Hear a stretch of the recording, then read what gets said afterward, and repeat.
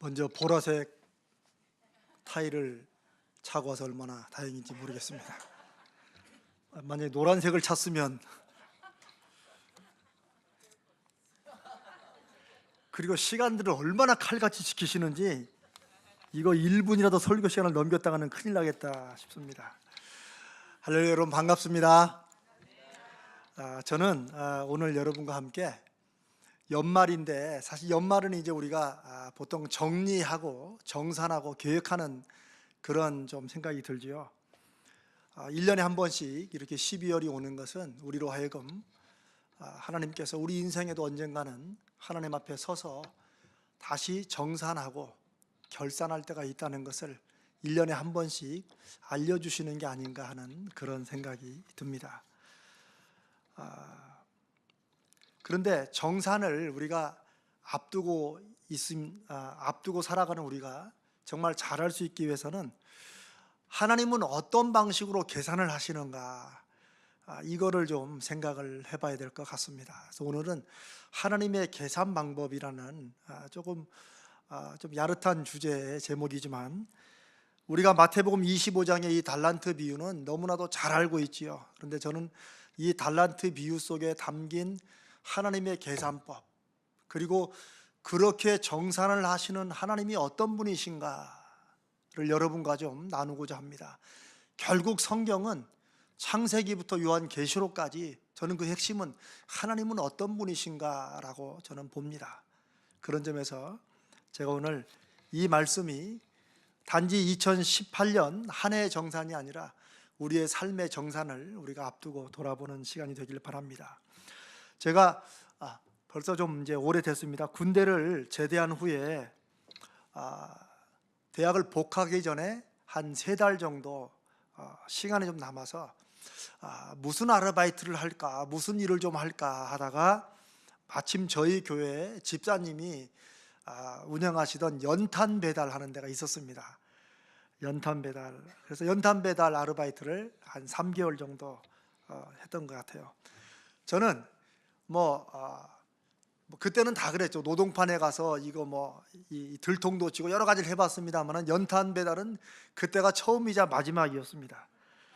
지금 돌아봐도 세상에 연탄 가루가 그렇게 깊이 파고든다는 것은 몰랐어요. 여러분 혹 잘 모르시겠는데 한번 이번 우리 12월 22일 날, 다음 주 토요일 날 그 사랑의 연탄 나눔이 있습니다. 매년 대학부 함께 하는데 한번 와보세요. 연탄이 생각보다 깊숙이 연탄 가루가 들어온다는 걸 경험하실 겁니다. 그래서 매일 연탄 배달을 하고 나면 이제 근처 목욕탕을 가는데 주인이 엄청 싫어해요. 그래서 우리 그 연탄 가게 주인 집사님이 돈을 2배를 냅니다. 돈을 2배를. 그래도 2배를 받으면서도 막 꿍얼꿍얼해서 우리는 항상 다 나가고 이제 문 닫기 직전에 가서 몸을 씻고 이랬던 것도 지금 돌아보니까 추억이 됐네요. 제가 근데 오늘 여러분과 나누고자 하는 이 얘기는, 연탄을 배달하는데 미리 이제 소위 월급을 정하지 않습니까? 월급을 정하는데 그 집사님이 한 장 배달하는데 얼마씩 주겠다고 그래요. 지금도 아마 그럴 겁니다. 한 장 배달에 얼마씩이다. 그런데 그 연탄을 제가 혼자 나를 때도 있고 또 주인 아저씨하고 같이 나를 때가 있어요. 왜냐하면 이제 높은데 이제 언덕길을 혼자 못 가니까 주인 아저씨가 같이 하거든요. 근데 주인 아저씨가 같이 하면 그 연탄 한 장 나누는 비용을 반반씩 나누는 거예요, 이제. 그렇죠. 그래 되는 거예요, 그게.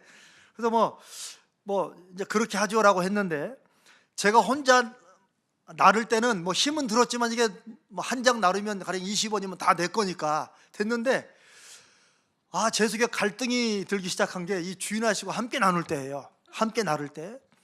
왜냐하면 처음부터 같이 연탄을 같이 싣고 같이 나르면 좋은데, 그분은 또 사장님이니까 자기 할 일도 있고 이러니까 내가 연탄을 다 실어요, 200장을 혼자.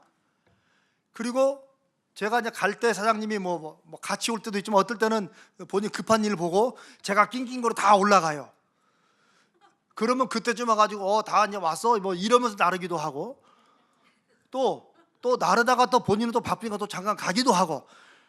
그러면 여러분 한번 그때 20대 그래도 돈에 눈이 멀진 않았지만 그래도 연탄 배달까지 해서라도 용돈을 벌려고 한 그 젊은이 마음으로 생각해 보세요. 이게 영 헷갈리는, 대체 그러면 내가 다 싫고 내가 혼자 다 나르고 그분은 또 나르다 또 중간에 가게 되는데, 그러면 이 연탄 한 장 나를 때 그 비용은 대체 어떻게 반반인가 아니면 나한테 3분의 1을 주는가 뭐. 여러분 무슨 말씀인지 아시겠죠? 내가 혼자 나누는 건 차라리 힘들어도 편해요. 왜냐하면 이거 다 나한테 돌아오니까. 그런데 참 사람이요, 그렇게 한번 걱정이 되기 시작하니까 주인 아저씨가 함께 나르는 게 너무 싫은 거예요. 그리고 아저씨가 늦게 오면 나도 늦게 날라, 천천히. 사람이 참 묘하더라고요. 그리고 아저씨가 저는 그때 젊어가지고 한 번 나르면 이제 이 등짝으로 10장씩 나르거든요. 근데 아저씨가 5장 나르면 저도 5장만 날라. 왜냐면 내가 10장 날라야 소용이 없어. 이거 연탄 200장씩 싣고 가도 내가 100장, 아저씨가 100장 나누는 게 아니니까 그냥 다 나르면 그냥 200장 날랐다, 이게 되잖아요. 그런데 처음에는 그 아르바이트 자리를 준 그 집사님이 너무너무 감사했는데, 이런 마음이 들면서 대체 이 연탄 나르는 것은 대체 이거 몇 분의 몇으로 나눠지는가, 이거 반반 나누면 이거 불공평, 이런 마음이 들기 시작하니까 세상에 그렇게 힘든 나날들이 없더라고요. 그리고 가장 신경 쓰이는 게 이제 월급날. 그때는 사실 월급이라고 할 건 없는데 한 달에 한 번씩 25일 날 월급을 주기로 했는데, 그 25일 날이 기다려지겠습니까? 불안하겠습니까? 원래는 이게 기다려지는 날이 돼야 되죠. 근데 불안해지는 거야. 대체 그때 얼마를 줄 것인가? 맨날 머릿속에 연탄 나르면서 대체 이 나르는 연탄 내가 나르는 것인가, 아저씨가 나르는 것인가, 맨 이런 생각만 하고. 근데 이제 그 한 달이 되고 그 25일이 왔습니다. 여러분, 제가 나름대로 최소 금액과 최대 금액을 계산했을까요, 안 했을까요? 했지요. 첫날부터 얼마 날랐고 아저씨는 몇 시에 왔고 이걸 다 적어놓고, 이렇게 해서 아저씨가 양심 없이 딱 반반씩 떼어간다고 해도 이 정도는 받아야 된다. 그 다음에 아저씨가 혹시 마음이 좋아서 좀 늦게 온 거 다 이렇게 카운트 해주고 이렇게 해가지고 되면 최대 금액이 얼마가, 이걸 다 해놨어요. 자, 두근거리는 마음으로 그때 제가 이제 대학을 이제 군대를 마치고 와서, 그분이 이 선생이라고 그랬어요. 이 선생 힘들지? 수고했어. 그리고는 봉투를 딱 주는데 차마 거기서는 못 열어보고 감사하다고 하고 빨리, 그날은 이 샤워도 안 하고 목욕탕 샤워도 안 하고 빨리 집으로 가가지고 꺼내서 확인해 봤습니다. 어땠을까요? 저는 깜짝 놀랐습니다. 제가 예상한 최대 금액을 훨씬 넘어가 있는 거예요. 처음에는 너무 놀랐고, 그 다음에 너무 기분이 좋았고, 그런데 시간이 갈수록 너무너무 부끄러웠습니다. 여러분 다 공감이 되시죠? 시간이 갈수록 그 봉투에 내가 예상한 금액보다 훨씬 많이 들어있는 게 너무너무 부끄러운 거예요.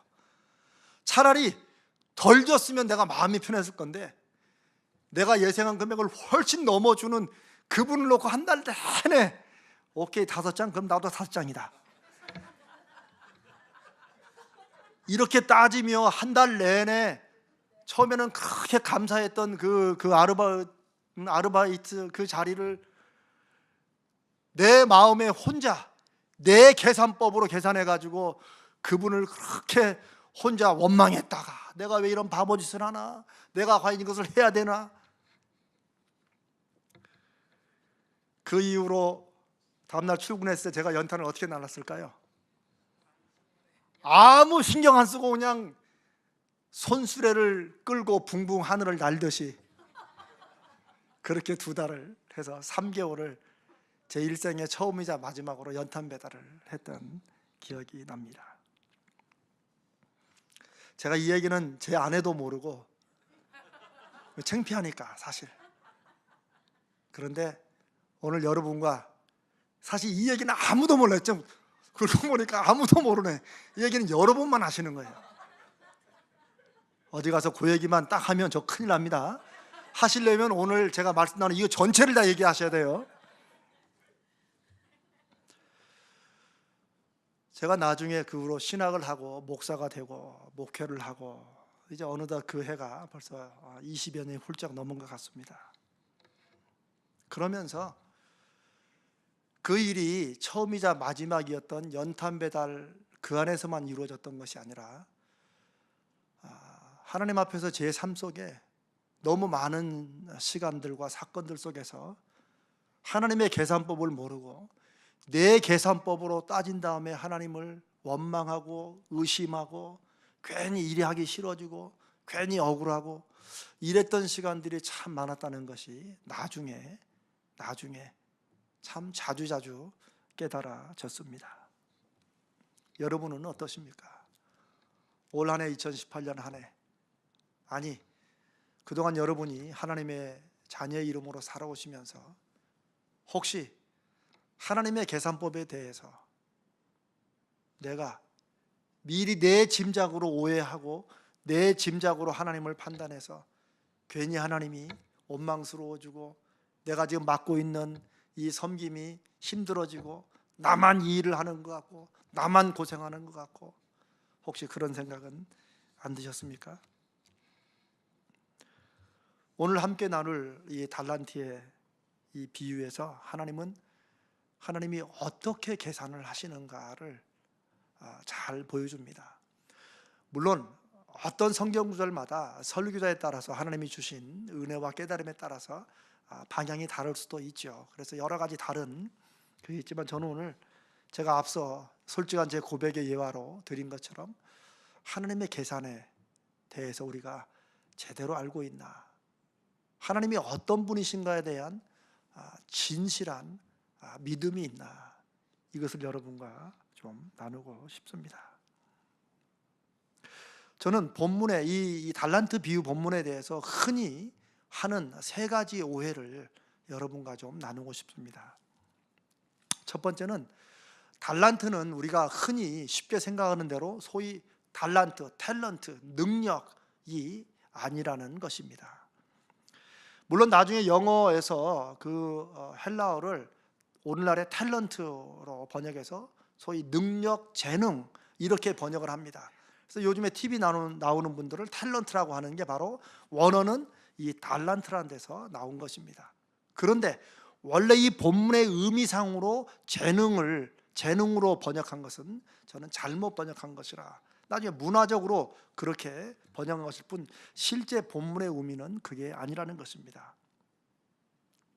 물론 어떤 분들은 아니 하나님이 능력이나 재능도 다 차등으로 주시지 않느냐라고 말할 수도 있겠습니다만, 저는 하나님은 그런 점에서는 공평하신 분이라고 믿습니다.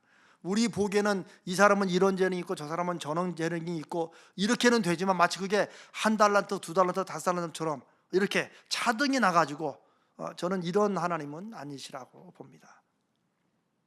오히려 이 마태복음 25장의 달란트의 이 비유는 어떤 사람에게 준 재능이나 혹은 능력으로 이해해서는 안 되고 오히려 사명, 책임으로 보시는 게 더 맞다고 생각이 됩니다.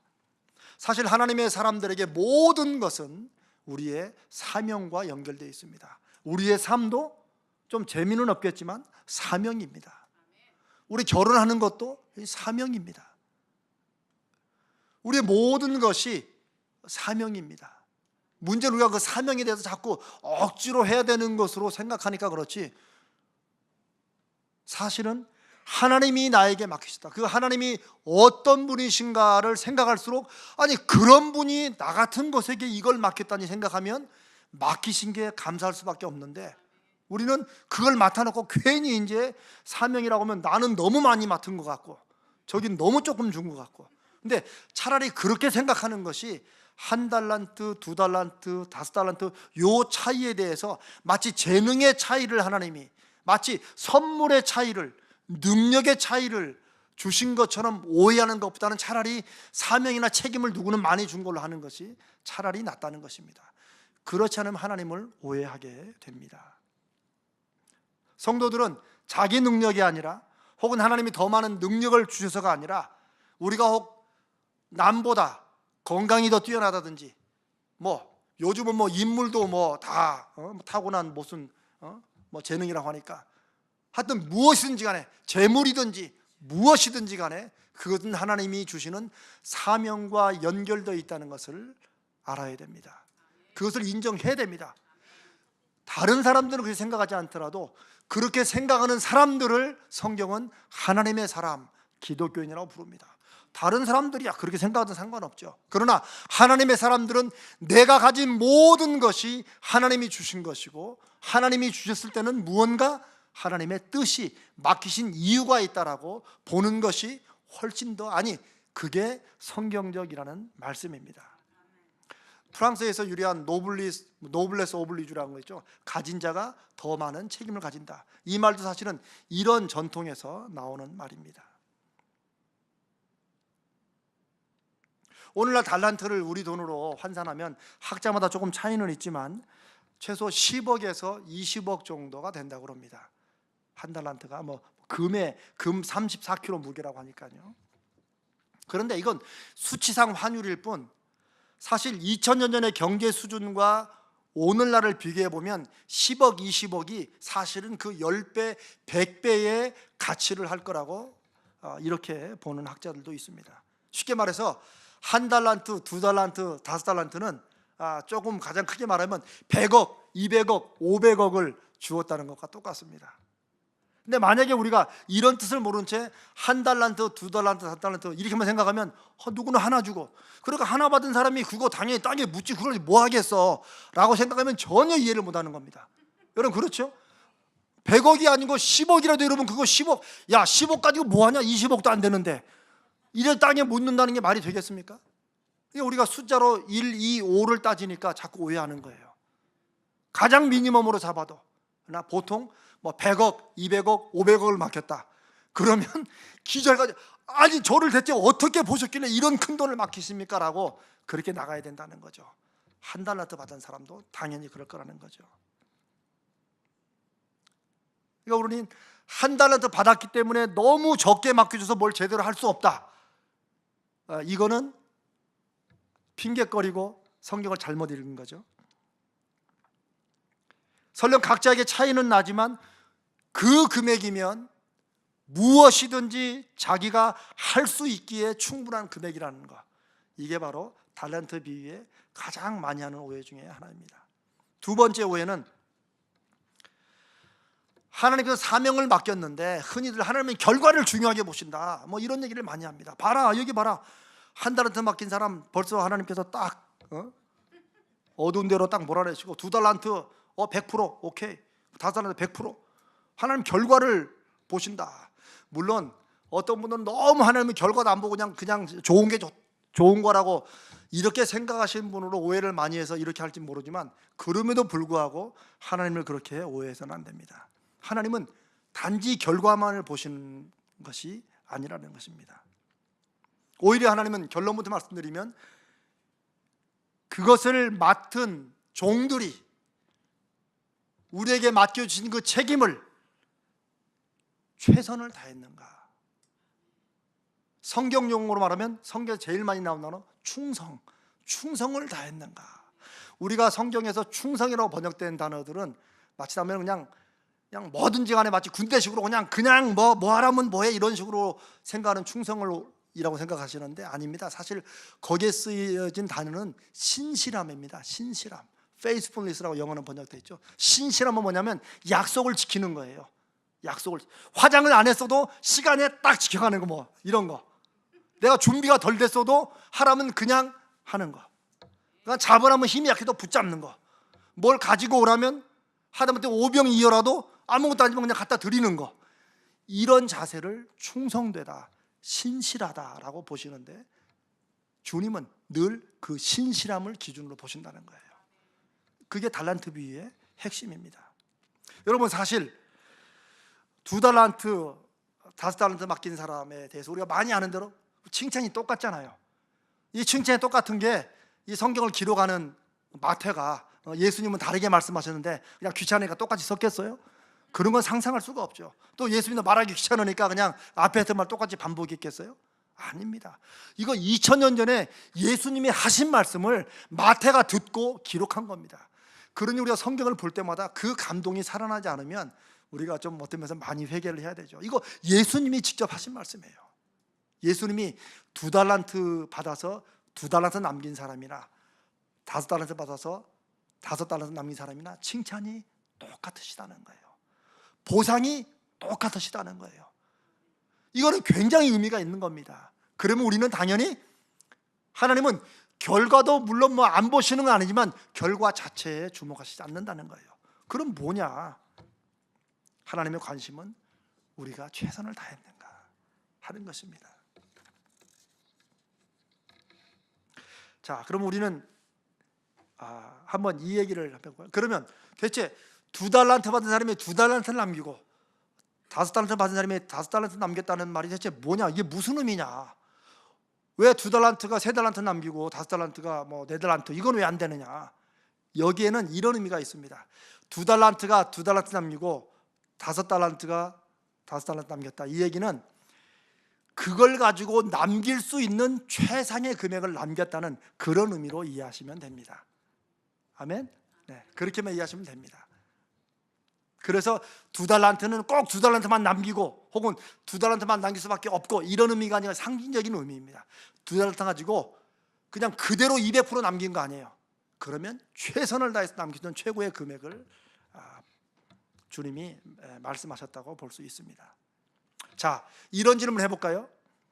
만약 달란트를 받은 2달란트 혹은 5달란트 받은 이 사람들이 종들이 오히려 열심히 가서 장사도 했는데 다 못 남기고 원금까지 다 까먹었다. 소위 실패했다. 그러면 예수님은 어떻게 하셨을까? 이렇게 좀 약간 이렇게 틀어서 생각해 보는 게 우리가 말씀을 깊이 이해하는 데 굉장히 큰 도움이 되죠. 여러분 어떻게 생각하십니까? 그때는 차라리 1달란트가 낫다.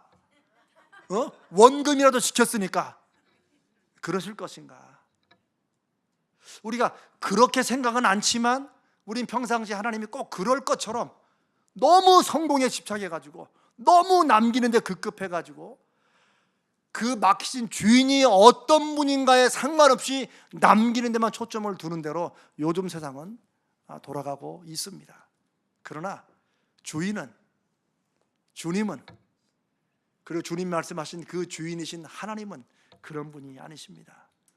그냥 결론부터 말하면 하나님은 설령 이들이 남기려고 애를 썼지만 남기는 건 고사하고 원금까지 까먹었다고 해도 하나님은 뭘 보신다고요? 신실함, 충성. 네가 정말 최선을 다했는가? 그걸 보시기 때문에 잘하였다. 오히려 더 큰 마음으로 너는 충분히 하늘의 위로를 받을 만하다. 잘하였다. 착하고 충성된 종아 라고 말씀하실 것입니다. 요즘에 워낙 자본주의가 사람들의 머릿속을 딱 잡고 있기 때문에 2개를 맡겨서 2개를 남겼기 때문에 잘하였도다. 착하고 충성된 종아 이렇게 가면 갈수록 우리는 하나님에 대해서 오해합니다. 어떤 오해가 날까요? 바로 3번째 오해가 납니다. 하나님이 1달란트 맡긴 사람을 책망하신 이유에 대한 오해가 여기에 있습니다.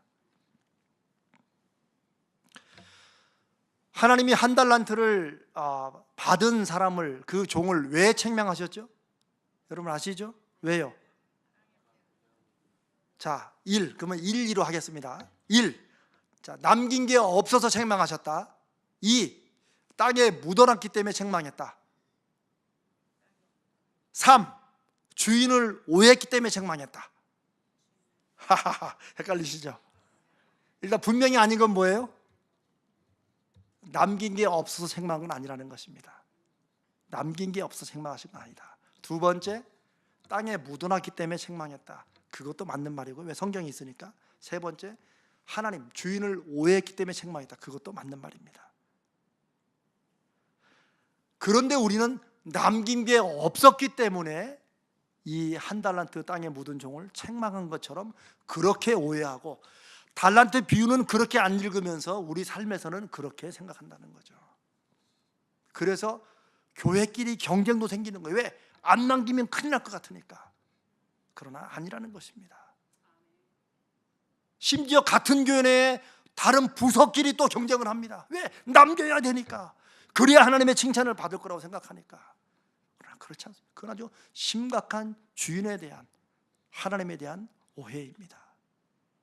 우리가 한 번 더 확인해야 됩니다. 하나님은 무엇을 보신다고요? 신실함을 보십니다. 끝까지 거기에 매달려 있느냐. 저는 그래서 제가 아까 우리 함께 식사하면서 늘 제가 드리는 말씀인데 정말 가슴에서 우러나오는 말씀으로, 세상에 723회 동안 매주 목요일에 이 기도의 불을 끊이지 않는다는 거, 우리 주빌리만큼 신실한 기관 모임이 또 어디 있겠냐 싶습니다. 한 번쯤 빠질 만도 하잖아요. 또 이런저런 이유로 눈이 세게 온다거나 뭐 그러면 한 번쯤. 그런 점에서 723번째까지 한 번도 안 빠지고 이렇게 모인다는 것은 모인 숫자에 상관없이 하나님이 잘하였도다, 착하고 충성된 종아 하실 줄로 믿습니다. 우리가 그 하나님에 대한 확신이 있어야 우리가 어느 상황, 어느 책임과 어느 사명 앞에서도 우리는 담대할 수 있고 당당할 수 있습니다. 어떤 아이들이 당당할까요? 두 아이가 있습니다. 첫 번째, 한 아이는 똑똑해요. 아빠가 막 세게 밀어줍니다. 그런데 아빠가 항상 점수를 봐요. 너 99점이야? 아, 잘했는데 그 다음에 1점을 왜 틀렸는지 이것을 설명을 막 30분씩 하는 아버지하고, 이 아이가 당당하게 뭔가를 잘할까요? 한 70점 맞으면 막 아버지가 막 잔치를 막 할 정도로. 근데 또 그렇다고 50점 만다고 크게 뭐라 하지도 않고 그냥 뭐 이렇게 그냥 별로 관심이 없는 것 같은데, 아들의 결과에 대해서 관심이 없을 것 같은데 맨날 아유, 야 그것으로 다 되는 게 뭐 다 끝나는 게 아니야, 괜찮아. 야, 별로 집에서 서포트는 안 하는 것 같아. 자, 1번과 2번 아이 중에 어떤 애가 더 당당하고 담대할까요? 당연히 그렇죠. 2번이겠죠. 근데 우리는 마치 하나님을 1번 아이의 아버지처럼 생각한다는 거죠. 결과를 한 달란트? 두 달란트 몇 개 남았겠어? 아니라는 겁니다.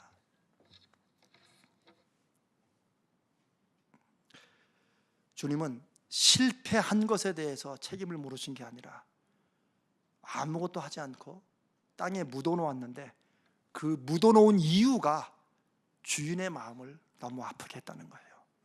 그건 뭐냐면 주인에 대한 오해였습니다. 아까 우리 오 목사님이 읽으셨죠? 주인이시여, 내가 알기에 당신은 굳은 사람이라. 이 굳은 사람은 경직된 사람이라는 거예요. 이거 하면 요거 딱 남겨야 돼. 다른 이유는 필요 없어. 그런 사람 같다는 건 심지 않은 데서 거두고 해치지 않은 데서 모으는, 이거는 완전히 주인은 돈만 바라는 사람이라는 거예요. 어쨌든 간에 어떻게라도 돈을 가져와라, 이런 사람으로 왔다는 거죠. 그래서 내가 무서워서 뭘 무서워해요? 이러다가 혹시 원금마저 까먹어버리면 어떨까? 그렇죠. 주인이 심지어 돈을 안 맡겼어도 돈을 달라고 할 뿐인데 이거 맡겨놓고 돈을 안 남겨면 당연히 두렵겠죠. 그 주인을 그렇게 오해했으니. 그러니까 이 주인은 이 종을 갖다 숨겨놓은 거예요. 그런데 주인은 그게 마음이 아프고 그게 그 종을 책망한 이유가 되는 거예요. 네가 나를 그렇게 몰랐느냐. 왜냐하면 여러분 보세요. 세상에 어떤 주인이 처음 본 종한테 맡기겠어요? 아닙니다. 이 종들은, 여기 나온 세 사람의 종은 오랜 동안 주인의 밑에서 일을 했던 종이었을 것입니다. 그렇죠? 주인의 마음은 이거예요. 아니 네가 나와 그렇게 오랫동안 있었는데, 내가 너희 그동안 해준 것과 함께 먹고 자고 함께 일한 그 세월과 그 경험이 있는데 어떻게 네가 나를 이렇게 오해할 수가 있느냐라고 주인은 말씀하시는 거죠. 그러면서 네가 정말 나를 그렇게 오해했으면 차라리 내가 너한테 그걸 왜 맡기겠냐? 아니면 네가 그 돈을 차라리 이자도 받게 금융기관에 맡기든지. 여기에는 게으름과 악함이 같이 있다고 주인이 말씀을 하십니다. 사랑하는 우리 주빌리의 기도 멤버 여러분, 2달란트, 4달란트 받은 사람들이 워낙에 자신 있어가지고 워낙에 장사에는 아주 도 같아가지고, 혹은 한 달란트 받은 사람을 저걸로 뭐 하겠어, 난 2달란트는 받아야지, 이런 경쟁의식에서 그래서 바로 가가지고 장사를 했을까요? 그래서 그들은 그렇게 2달란트 혹은 5달란트를 남겼을까요? 아닙니다. 이들이 곧바로 가서 장사했던 것은 워낙 장사를 잘해서가 아니라 그들은 주인을 사랑했기 때문입니다. 그리고 그들은 주인에 대한 든든한 믿음이 있었기 때문입니다. 주인은 내 실패와 성공을 보시는 분이 아니라 그 위대하신 주인이 나에게 이런 엄청난 것을 맡겼을 때 나를 얼마나 사랑하시는지, 나를 얼마나 믿으시는지를 이 종들을 알았기 때문에, 그리고 내가 어떤 결과를 주인에게 드리든 주인은 내 최선을 다한 내 신실함을 아실 것이라는 그 확신 때문에 과감한 투자, 그리고 자신의 지혜와 경험을 다하는 사업을 통해서 2달란트로 남길 수 있는 최상의 2달란트를 남겼고 5달란트로 남길 수 있는 최상의 이익을 남겼다고 생각됩니다. 우리가 잘 아는 말씀이죠. 맡긴 자에게 구할 것은 충성이다. 이 충성은 뭐라고 그랬죠? 신실함입니다. 이 충성은 그냥 하라면 그냥 뭐가 뭔지도 모르고 그냥 무조건 하고 말고 핑계는 뭐 나도 모릅니다 라는 그런 소위 군대식의 충성이 아닙니다. 하나님이 맡겨주셨을 때 그 맡은 사람에게 주인이 찾으신 것은 신실함입니다. 그거 해보려고. 그래서 저는 이 12월에 이렇게 모인 여러분들이 정말 주님의 눈에 한 분 한 분 너무나도 귀하게 보이실 겁니다. 앞에서 이렇게 기도회 우리 멤버들이 오늘은 몇 명이나 올지 저는 말해도 압니다. 오 목사님은 늘 기도 제목이 그럴 거예요. 오늘은 몇 명이나 올지. 그런데 착하고 충성된 종아, 네가 오늘도 723차를 지켰으면 네가 잘하였도다. 이렇게 자리에 참석하신 여러분 정말 잘하신 것입니다. 우리의 삶이, 우리의 이 통일을 향한 이 기도의 시간들이 신실함으로, 주님 저는 무익한 종입니다. 제가 뭘 할 수 있겠습니까? 제가 오직 할 수 있다면 그저 주님이 말씀하신 그대로 그저 주님 안에 그저 머물러 있는 겁니다. 그냥 저는 주님의 뿌리에 달린 가지에 불과합니다. 제가 할 수 있는 게 뭐 있겠습니까? 그냥 주님께 매달려 있는 거지요. 이 자세, 이 믿음이 어느 시대나 지금 이 시대에도 주님이 찾으시는 주님의 신실한 종인 줄로 믿습니다. 주님이 어떤 큰 일을 계획하실 때도 세상 사람 보기에 능력 있고 잘 나가고 경력 있는 사람들을 찾으시는 것이 아니라 주님이 어떤 분이신가를 마음에 알고 그분을 진심으로 신뢰하고 그분이 나에게 맡기셨으니 나는 나의 최선을 다할 뿐이다.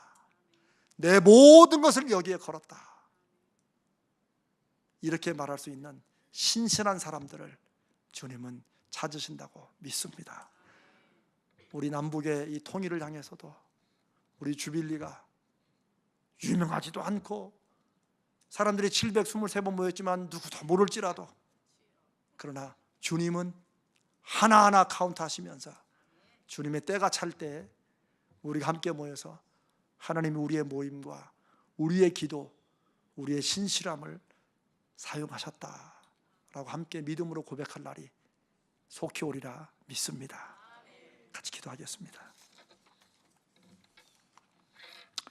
살아계시고 역사하시는 하나님 아버지, 허물 많고 부족한 종이 오늘 하나님께서 저에게 하신 말씀으로 듣고 우리 사랑하는 주빌리 통일구국기도회 우리 기도회 멤버들과 함께 이 말씀을 나누었습니다. 성령께서 말씀하셨으리라 믿습니다. 우리 가슴에 새겨진 우리를 부르신 주인이 누구신지, 우리에게 사명을 맡기신 주인이 어떤 분이신지 그 주인에 대한 사랑의 담대함으로 신실함으로 나가도록 인도하여 주시옵소서. 우리 주님 거룩하신 예수님의 이름으로 간절히 기도드리옵나이다.